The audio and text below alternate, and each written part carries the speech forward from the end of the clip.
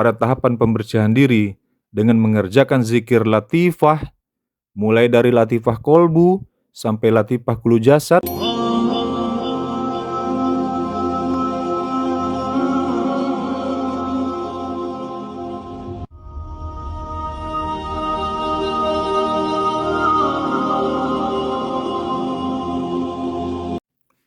Bismillahirrahmanirrahim. Assalamualaikum warahmatullahi ta'ala wabarakatuh. Alhamdulillahirrabbilalamin. Assalatu wassalamu ala asrafil anbiya wal mursalin wa ala alihi wa sahbihi ajma'in, amma ba'du. Para sobat majelis zikir insan kamil yang dirahmati Allah dimanapun berada. Dalam kajian ilmu hakikat, sering kita mendengar kata fana. Tidak menjadi asing bagi mereka yang menempuh jalan rohani tentang kata-kata fana ini. Hal yang biasa didengar ketika orang belajar tentang pelajaran ilmu hakikat. Fana itu maksudnya adalah tiada atau lenyap. Fana ini adalah berkaitan nanti dengan pengalaman spiritual yang dilakukan oleh para penempuh jalan rohani itu di bawah bimbingan seorang guru mursyid. Inilah yang dikatakan pengalaman spiritual yang mereka alamin ketika mendalamin pelajaran Thariqah. Kemudian ada yang bertanya, berkaitan dengan mereka-mereka yang mengikuti jalan rohani dan sedang dibimbing belajar oleh seorang guru mursyid pada tahapan pembersihan diri dengan mengerjakan zikir latifah, mulai dari latifah kolbu sampai latifah kulu jasad. Bisakah mereka merasakan fana? Tentu bisa saja. Mereka yang baru belajar dasar, mulai dari pelajaran latifah kolbu sampai kulu jasad, 7 latifah, itu bisa pada tahap awal mereka sudah mampu merasakan fana af'alullah itu pada diri mereka masing-masing. Sangat tentu bisa. Kami biasa mentamsilkan ketika memberikan talqin zikir pertama di dalam zikir kolbu kepada para pencari jalan untuk sampai kepada Tuhan. Kami selalu mentamsilkan bahwa ibaratkan diri kita ini seperti jam dinding. Ibaratkan diri kita ini seperti jam dinding. Maksudnya apa? Ketika jam dinding itu menyadari bahwa dia bisa bergerak, berputar selama 24 jam, jarumnya bisa menunjukkan ini, bisa menunjukkan jam ini. Ketika dia menyadari bahwa jam dinding itu mampu bekerja seperti itu dikarenakan ada baterainya, maka dikatakan sebenarnya baterai itu telah fana kepada baterainya. Artinya jam dinding itu telah lenyap. Lenyapnya jam dinding ini adalah lenyapnya dirinya jam dinding itu kepada dirinya baterai. Ini yang dikatakan maksud dengan fana fi af'alullah itu. Begitu juga kepada para penempuh jalan rohani. Ketika mereka menjalankan zikir kolbu sampai zikir kulu jasad, dan begitu memahaminya mereka sadari itu, mulai dari latifah kolbu.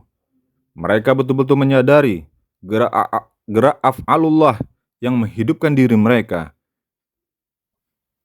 Rasa nikmat yang timbul, yang muncul, yang mereka rasakan di dalam berzikir, mulai dari latifah kolbi sampai latifah kulu jasad, mereka sadari betul itu semuanya adalah hakikatnya kepada Allah, maka mereka pun sebenarnya setelah dikatakan fana fi af'alullah. Walaupun sebenarnya tingkat fana itu ada 4. Pertama, fana fi af'al, fana pada sifat, fana pada asma, dan fana pada zat. Mengenai fana af'al ini, terkadang dialamin secara bersamaan kepada fana fi asma dan fana fi sifat oleh mereka yang menjalani tingkat pelajaran zikir ini. Namun untuk fana tingkat keempat, fana kepada zat ini, biasanya terbukanya hijab Allah itu kepada penempuh jalan rohani ini ketika tingkat kaji mereka berada pada kaji wukuf kolbi, atau dilanjut di kaji muraqabah, atau di mukasyafah, atau sampai dikaji bakobilah. Ini tergantung keriduan Allah kepada hamba-hamba yang menjalankan pelajaran rohani yang dibimbing oleh seorang guru mursyid. Rata-rata tidak sama yang mereka dapatkan di dalam terbukanya hijab kepada Allah ini.